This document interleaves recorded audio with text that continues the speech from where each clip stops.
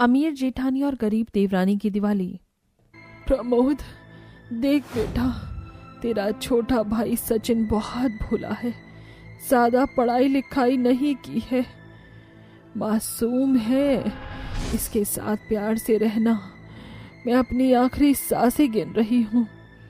मुझसे वादा कर, वो अपने छोटे भाई का तू कभी साथ नहीं छोड़ेगा।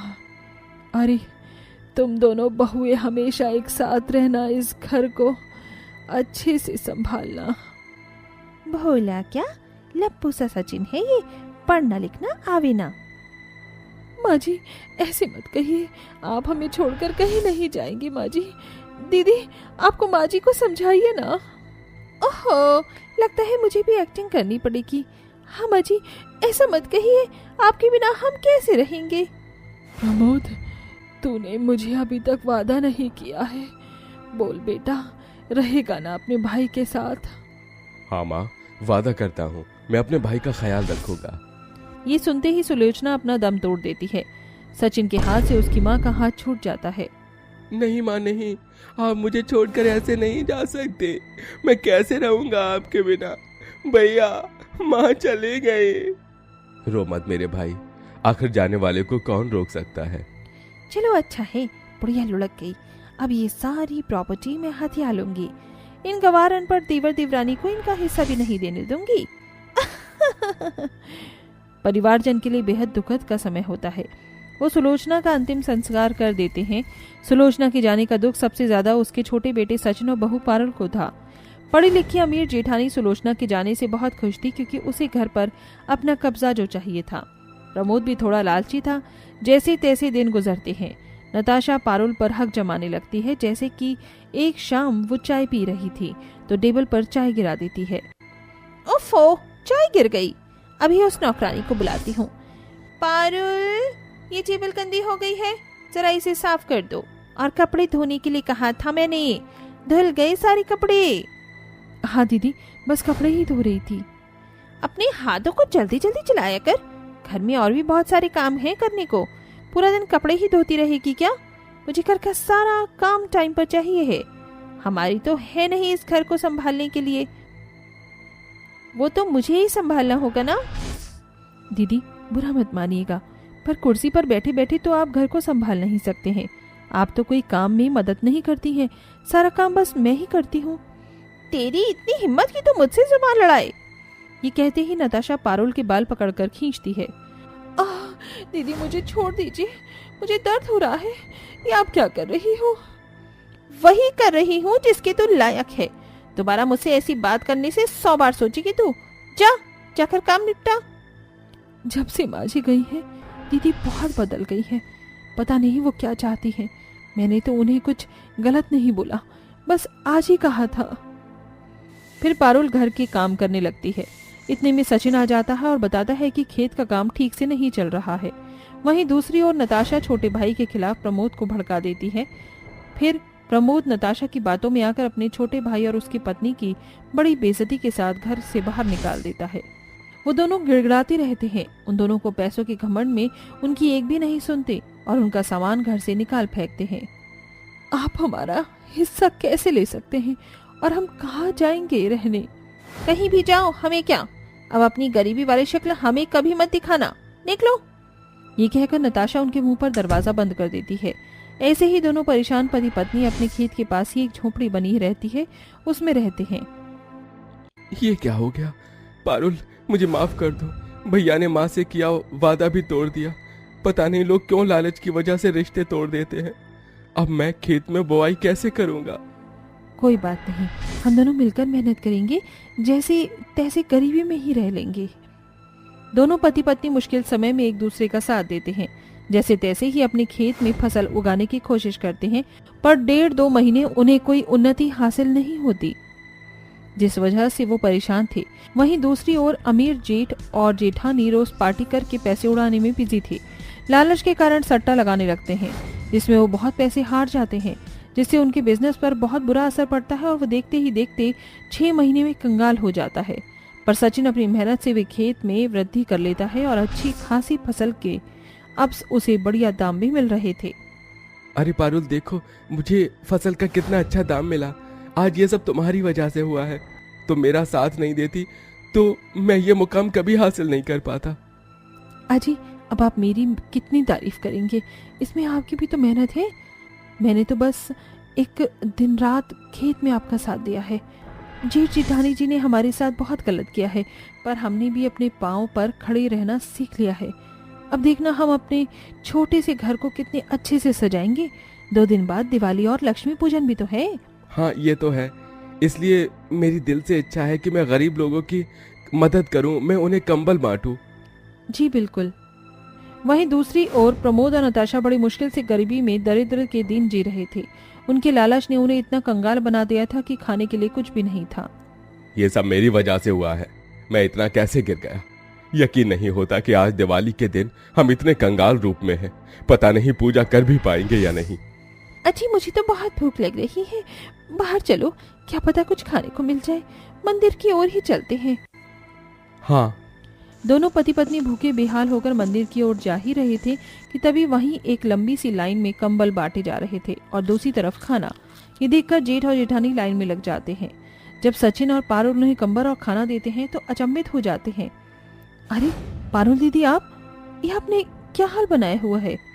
हाँ भैया, आप यहाँ कैसे? छोटे, तू ये सब करवा रहा है, पर तेरे पास तो पैसा नहीं था।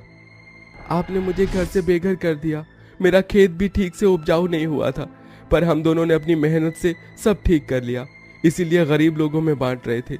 पर आपने तो मेरी प्रॉपर्टी भी हथिया ली थी, तो आज सड़क पर ऐसे फटे कपड़ों में क्यों हो भैया? प्रमोद अपने भाई के पैरों में रोते हुए गिर जाता है। माफ कर दे भाई, मुझे माफ कर दे। ये सब इसीलिए हुआ क्योंकि मैंने तेरे साथ बहुत गलत किया और माँ का वादा भी तोड़ दिया। देखा दीदी, बुरे का अंजाम तो बुरा ही होता है। प्रॉपर्टी के पीछे आज तक कोई खुश नहीं रहा इस दुनिया में। मुझे माफ कर दे पारुल, मैं तेरे साथ बहुत गलत की। तेरे जेठ जी को भी भड़का दिया और मैंने भी तुम्हें घर से बाहर निकाल दिया था, लेकिन हम राजा बनने की जगह रंक बनकर ही रह गए। हालात इतने बिगड़ गए कि दिवाली मनाने तो दूर, खाने के लिए भी कुछ नहीं है। अब आप दोनों को अपनी गलती का एहसास हो गया है, तो हम आपको ऐसे नहीं छोड़ सकते। चलिए घर चलते हैं, दिवाली की पूजा भी तो करनी है। शुक्रिया मेरे भाई, मैं नाम का बड़ा हूँ लेकिन बड़प्पन तूने दिखाया है। पुरानी बातों को छोड़कर एक नई शुरुआत करते हैं। चलिए दिवाली मनाते हैं। फिर सचिन और पारुल उन्हें अपने घर ले जाते हैं, जहां वो एक नए कपड़े पहनते हैं और मिलकर लक्ष्मी माता की पूजा करते हैं। ओम जय लक्ष्मी माता, मैया जय लक्ष्मी माता। ओम जय लक्ष्मी माता, मैया जय लक्ष्मी माता। तुमको निस दिन सेवत हर विष्णु विधाता। ओम जय लक्ष्मी माता। जय लक्ष्मी माता, अब से हम दोनों कोई गलत काम नहीं करेंगे। आप हमसे रुष्ट हो गई थी, पर हमें माफ कर दीजिए। हम पर अपनी कृपा बनाए रखिए। दीदी, जहाँ घर और मन में सुख शांति सफाई का वास होता है, वहाँ लक्ष्मी माता जरूर कृपा करती हैं। चलिए ये लीजिए, सब मिठाई खाइए। आप मेरी और पारुल की तरफ से दिवाली की बहुत बहुत शुभकामनाएं। लो तुम दोनों भी खाओ। हमारी ओर से भी दिवाली की बहुत बहुत शुभकामनाएं। चलो अब पटाखे जलाते हैं। हाँ हाँ चलिए, मैं तो फुलझड़ी जलाऊंगी, मुझे पटाखे से डर लगता है। ठीक है बाबा। फिर चारों बहू बेटे बड़े प्यार से बाहर जाकर पटाखे जलाने लगते हैं। इसी तरह लालची घमंडी और जेठ जेठानी को उनके किए की सजा मिल जाती है और दोनों जेठ जेठानी सुधर कर उनके साथ खुशी खुशी रहने लगते हैं। रुक चमकता गहना हो, फूलों की महकती वादी हो, उस घर में खुशहाली आए, जिस घर में तुम्हारी शादी हो। मेरी बहना है फूल बहारों का, मेरी बहनों के जैसा कोई बहन नहीं। 20 साल का अमित अपने छोटे से घर में चारपाई पर पड़ा नींद में ये गाना गाते हुए अपने हाथ हिला रहा था। अमित अपनी बहनों की शादी का सपना देख रहा था। तभी उसकी 3 बहनें गौरी, खुशी, नायरा, जो 16, 15, 14 साल की थी, वो अपने भाई को नींद से जगाती हैं। भैया क्या हुआ? अमित भाई उठिए। अमित नींद से जाग कर देखता है तो वो अपने छोटे से एक कमरे के घर में था और उसकी तीनों बहनें फटे पुराने कपड़े पहने उसके सामने खड़ी थी। ओह, तो मैं सपना देख रहा था, बड़ा प्यारा सपना था। सपना? कैसा सपना भाई? कुछ नहीं बहनों, बस ऐसे ही। शीला काकी आई थी क्या कपड़े लेने? हाँ भाई, और उन्होंने ये 100 रुपए और साथ में कपड़े भी दिए हैं। कहा है कि आज शाम तक उनके पति के ये कपड़े सी कर दे देना। चलो अब तुरंत मेरे लिए चाय बना दो और फटाफट तीनों स्कूल चली जाओ। अमित हाथ मुंह धोने चला जाता है। अमित पाठनपुर गांव में अपनी 3 बहन गौरी, खुशी और नायरा के साथ अपने छोटे से घर में रहता है। बहुत साल पहले नशा करने से अमित के पिता की मौत हो चुकी थी और कुछ दिनों पहले ही एक बीमारी के चलते अमित की मां की भी मौत हो चुकी थी।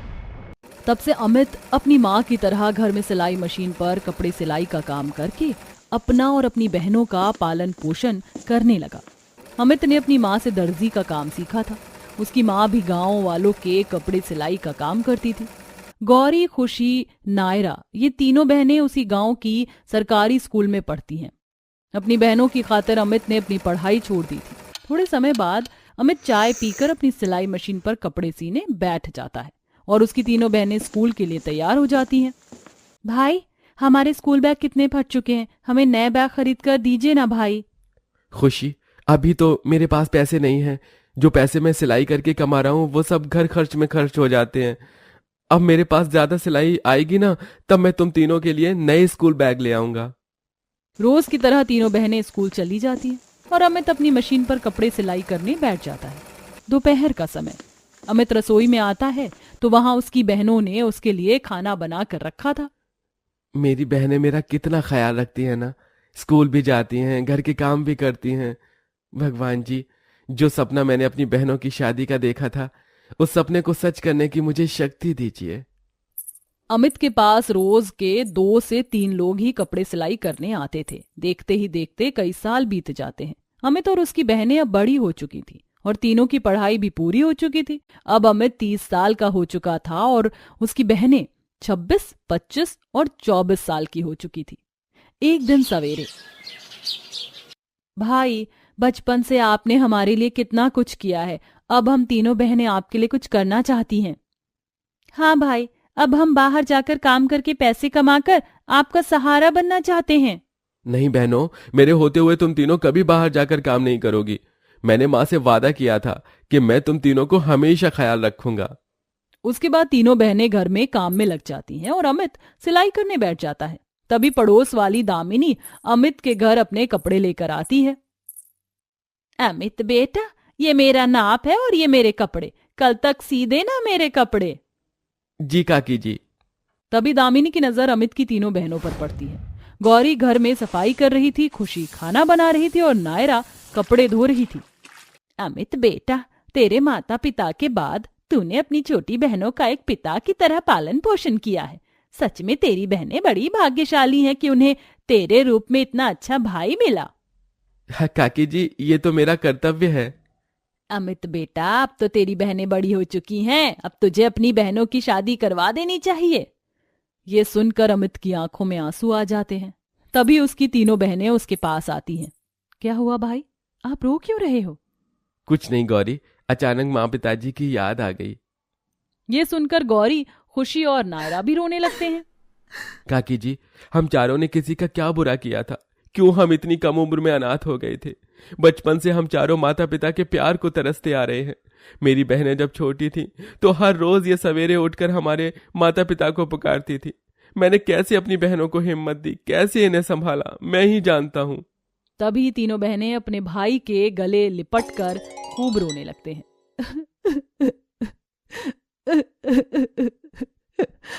भाई, बचपन से हमारी वजह से आपको बहुत तकलीफ हुई, हमें माफ कर दो भाई, हमने आपसे आपका बचपन छीन लिया।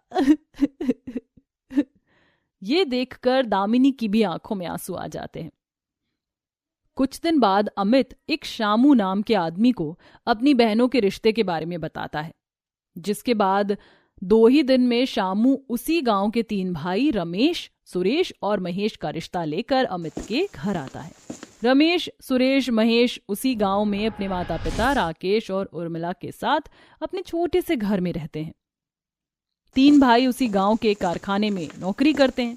तभी आनन फानन में गौरी का रिश्ता रमेश के साथ, खुशी का रिश्ता सुरेश के साथ और नायरा का रिश्ता महेश के साथ तय हो जाता है। तो ठीक है, आज से 10 दिन बाद हम बच्चों की शादी करवा देंगे। तभी शामू रमेश और उसके परिवार वालों के साथ वहां से चला जाता है। चलो, ये तो अच्छा हुआ कि तुम तीनों की शादी एक साथ एक ही घर में हो रही है। अब मेरी बहनें जीवन भर एक दूसरे के साथ रहेंगी।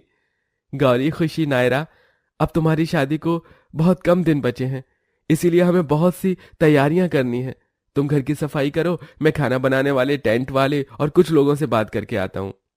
अमित घर से बाहर चला जाता है और गांव के एक जमींदार के पास आता है और उसके पास अपना छोटा सा घर गिरवी रखकर उन पैसों से शादी के लिए खाना और मंडप की व्यवस्था कर लेता है। देखते ही देखते 2 दिन बीते जाते हैं। आज दिवाली थी। अमित अपनी बहनों के साथ बड़ी धूमधाम से दिवाली मनाता है। 2 दिन बाद सवेरे अमित कुछ काम से शहर जाता है।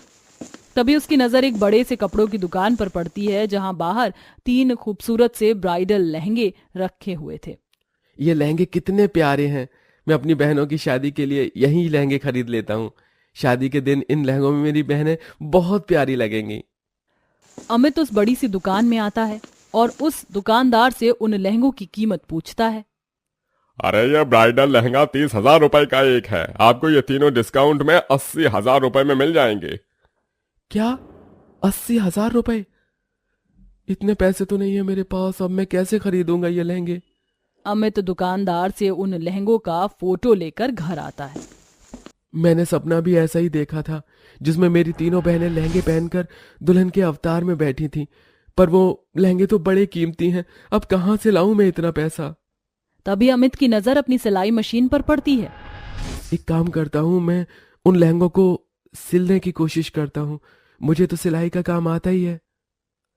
तभी अमित गांव में आता है और अपने पास के बचे हुए पैसों से कच्चे कपड़े और मोती वगैरह लेकर अपने घर आता है और उस लहंगे के फोटो को देख देख कर उन कपड़ों से वैसे ही लहंगे सीने की कोशिश करता है।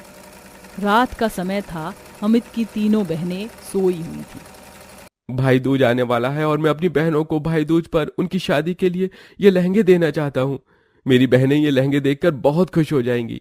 ये तीनों को पता नहीं चलना चाहिए कि मैं इन तीनों की शादी के लिए ये ब्राइडल लहंगे सी रहा हूँ। एक काम करता हूँ, मैं अपनी सिलाई मशीन लेकर आंगन में चला जाता हूँ, वरना मशीन की आवाज से तीनों जाग जाएंगी। अमित अपनी बहनों को सरप्राइज देना चाहता था, इसीलिए वो अपनी बहनों से छुपकर अपने हाथों से उनके लिए लहंगे सी रहा था। करीब रात भर सिलाई करने के बाद अमित आधे आधे लहंगे सी लेता है और सवेरा होते ही उन्हें अपनी बहनों से छुपा कर रख देता है। करीब 4 रात तक लगातार जागकर अमित सेम वैसे ही 3 ब्राइडल लहंगे सी लेता है, जैसे उसने दुकान पर देखे थे। सवेरे का समय, आज भाई दूज था। तभी अमित की तीनों बहनें उसे तिलक लगाकर अपने हाथों से अमित को भोजन करवाती हैं। गौरी, खुशी, नायरा, मैं इस भाई दूज के मौके पर तुम तीनों को कुछ देना चाहता हूँ। क्या भाई? तभी अमित अपनी अलमारी से वो खूबसूरत से लहंगे निकालता है जो उसने अपनी बहनों के लिए सिया था।